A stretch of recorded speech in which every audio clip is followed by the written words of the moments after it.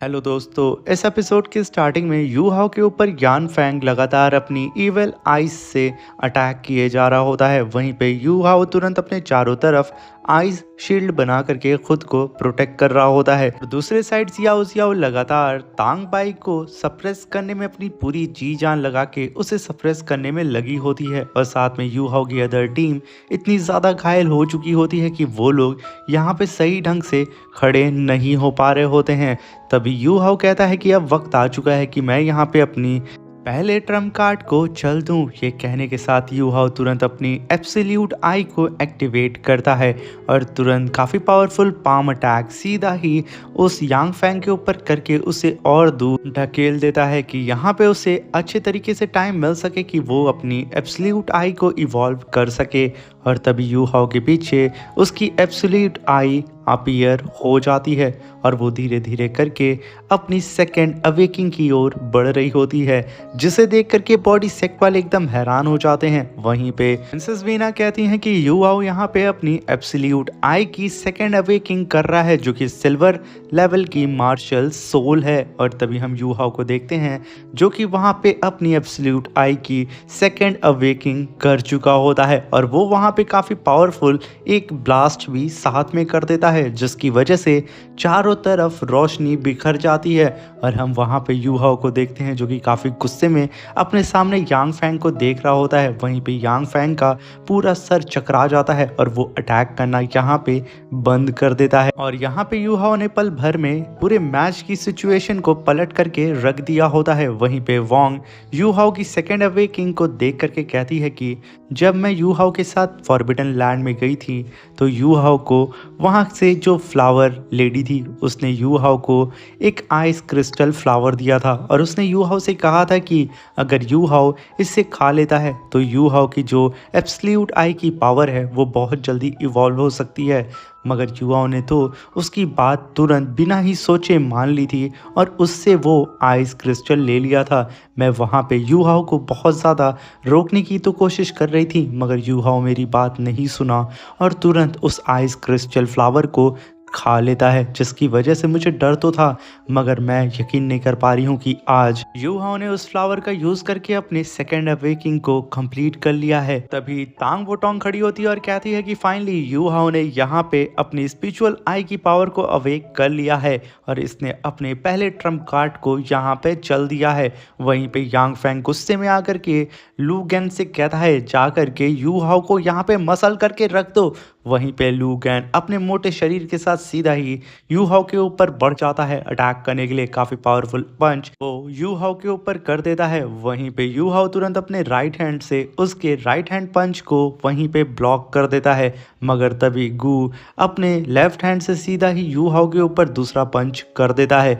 उस पंच को यू हाओ के करीब आता हुआ देख करके तुरंत स्नोगल बाहर आती है और वो तुरंत उस हाथ को वहीं पे होल्ड कर देती है। तभी गू कहता है कि तुमने यहाँ पे मेरे दो पंच को तो रोक लिया, मेरी पूंछ को तुम कैसे रोकोगे।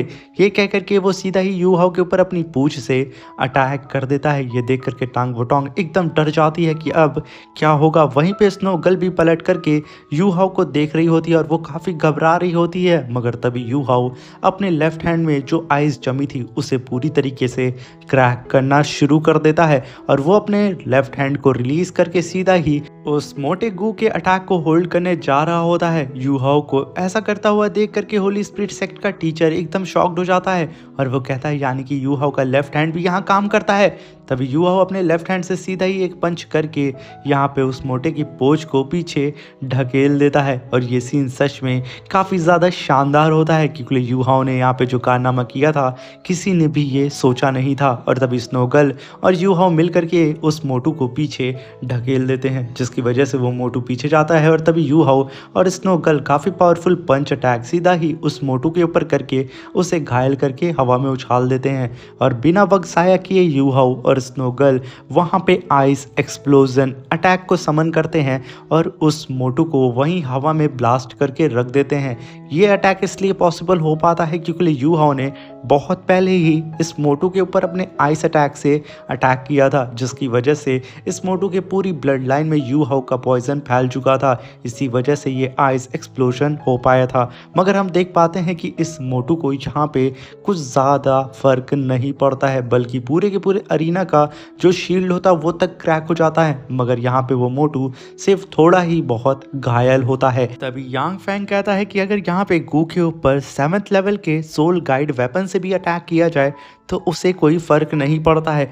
आखिर यू हाउ के इस आइस एक्सप्लोजन की पावर इतनी ज़्यादा कैसे हो सकती है कि वो उसे घायल कर सकता है। वहीं पे उसकी नज़र अपने साथियों पे पड़ती है, जहाँ पे जियाओ जियाओ यहाँ पे तांग बाई को सप्रेस करके रखी होती है।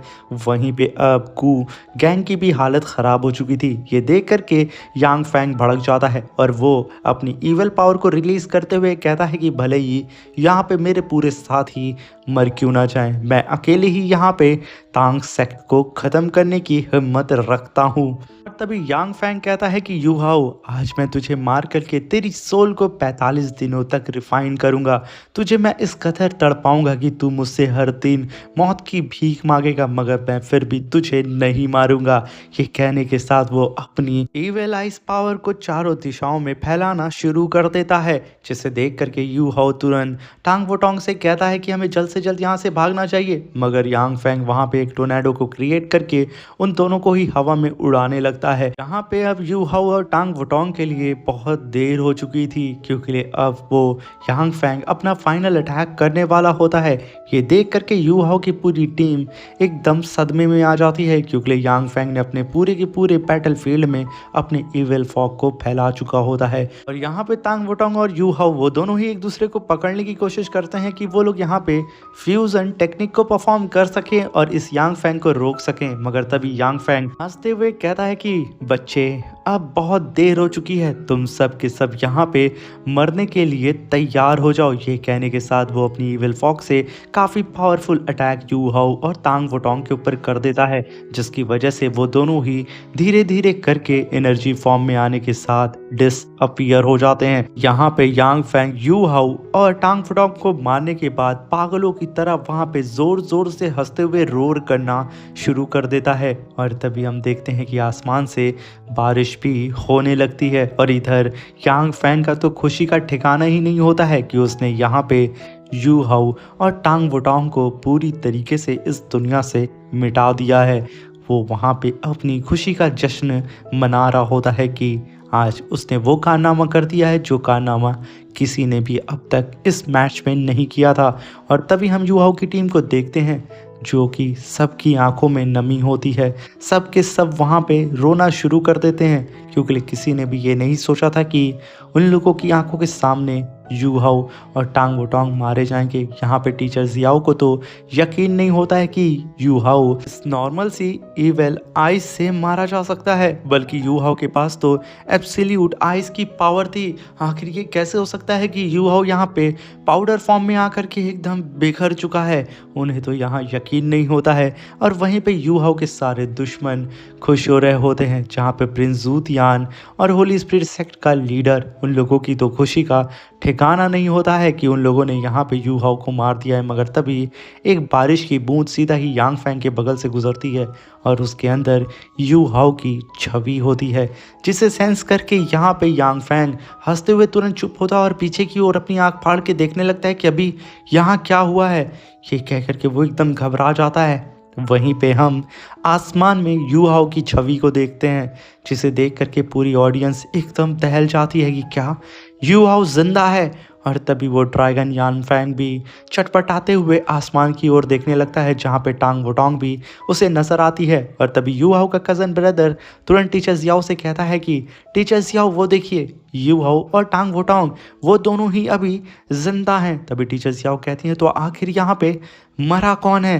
तभी यू हाउ हंसते हुए आसमान से कहता है कि यांग फैंग, तुम्हें क्या लगा कि तुम मुझे इतनी आसानी से मार सकते हो। तभी यांग फैंग जमीन की ओर देखता है, जहाँ पे यांग फैंग ने तो जो अटैक किया था उसने तो अपने ही साथी गू के ऊपर किया था। उसे तो ये यकीन नहीं हो रहा था कि आखिर ये कैसे हो सकता है।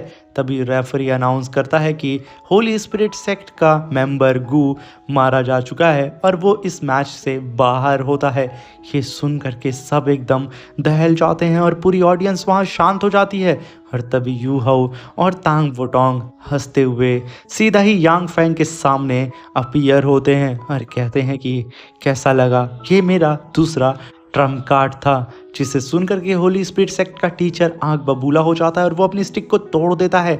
वहीं पे यांग फैंग कहता है कि आखिर ये कैसे पॉसिबल हो सकता है, मेरे पास ड्रैगन बोन की पावर है। ड्रैगन बोन के पास सबसे ज़्यादा powerful mental power control skill होती है, तो आखिर तुम मेरे दिमाग से कैसे खेल सकते हो। वहीं पे यू हाउ हंसते हुए कहता है कि भले ही तुम्हारे पास बोन ड्रैगन की सबसे ज़्यादा पावरफुल मेंटल कंट्रोल स्किल है, मगर मेरे पास एब्सोल्यूट आई की पावर है, साथ में मेरे पास सोल सिमुलेशन टेक्निक की भी पावर है। मैंने उन दोनों को मर्ज करके तुम्हारे ऊपर बहुत पहले ही अटैक किया था। जब मैंने अपने एब्सोल्यूट आई की सेकेंड अवेकिंग की थी तो मैंने तुम्हारे ऊपर तुरंत ही मेंटल डिस्टरबेंस टेक्निक से अटैक करके तुम्हें पूरी तरीके से इल्यूजन में डाल दिया था। इनफैक्ट ये पूरी ऑडियंस भी यही देख रही थी जो कि मैं दिखाना चाह रहा था। ये सुन करके यहाँ पे यांग फैंग को बिलीव नहीं होता है कि आखिर वो यहाँ पे यू हाउ के जाल में कैसे फंस सकता है।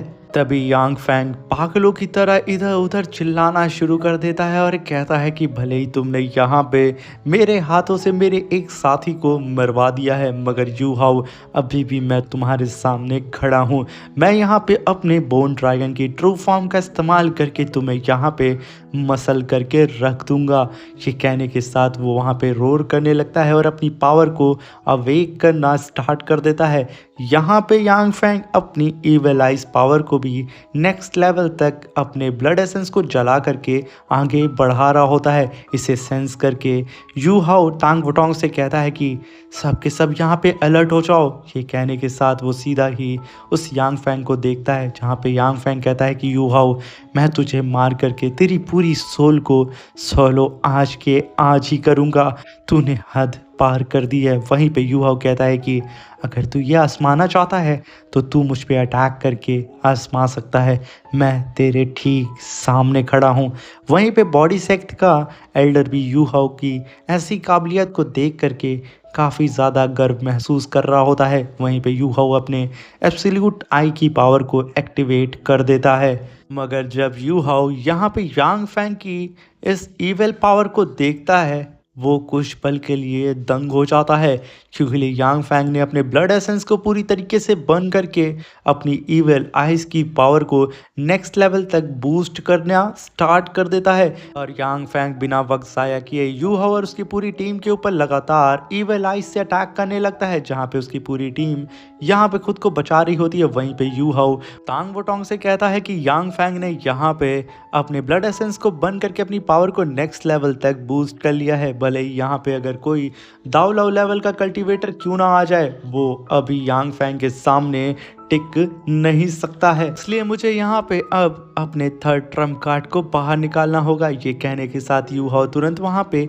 एक स्टोन पेंडेंट को बाहर निकालता है। ये पेंडेंट देने वाली वोंग होती है। आप सभी को याद होगा जब वोंग यू हाउ से मिलने के लिए आई थी, जब ये लोग का नेक्स्ट डे मैच होने वाला था होली स्पिरिट सेक्ट से, तभी वोंग ने यू हाउ को ये गिफ्ट किया था जिसके अंदर ड्रैगन का ब्लड होता है, यानी कि इसके अंदर वोंग का ही ब्लड होता है। वहीं पे वोंग कहती है कि तुमने मेरे ऊपर एक बार एहसान किया था यू हाउ, इसलिए मैं इस एहसान को लौटाने के लिए आई हूँ। ज़रूरत पड़े मेरे ब्लड को तुम अपने एब्सोल्यूट आई के साथ मर्ज करके फ्यूजन टेक्निक को परफॉर्म कर सकते हो। और वहीं पे यू हाउ तुरंत उस पेंडेंट के अंदर से एक ब्लड एसेंस को बाहर निकालता है, जो कि वो काफ़ी तेज़ी से यू हाउ के एब्सोल्यूट आई के साथ जा करके मर्ज होना स्टार्ट हो जाता है। और तभी आसमान में यू हाउ के पीछे एक ड्रैगन अपीयर होता है जो कि रोर करने लगता है। और तभी वहाँ पे गोल्डन ड्रैगन उन लोगों को नज़र आ रहा होता है।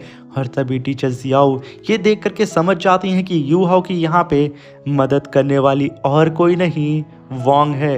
वो ये देख के काफ़ी ज़्यादा खुश हो रही होती हैं। वहीं पे यू हाउ की बॉडी के अंदर से गोल्डन ऑरा रिलीज होने लगता है। यहाँ पे यू हाउ बहुत ही तेजी से अपनी एब्सोल्यूट आई के साथ इस ड्रैगन ब्लड एसेंस को बहुत ही शानदार तरीके से फ्यूज करने लगता है, जहाँ पे एक गोल्डन लेडी आकर के यू हाउ का हाथ पकड़ के आसमान की ओर ले करके जा रही होती है। वहीं पे यू हाउ कहता है मेरी एब्सोल्यूट आई यहाँ पे पूरी तरीके से वोंग के ड्रैगन ब्लड लाइन से मर्ज हो चुकी है, यानी कि 100% फ्यूज हो चुकी है।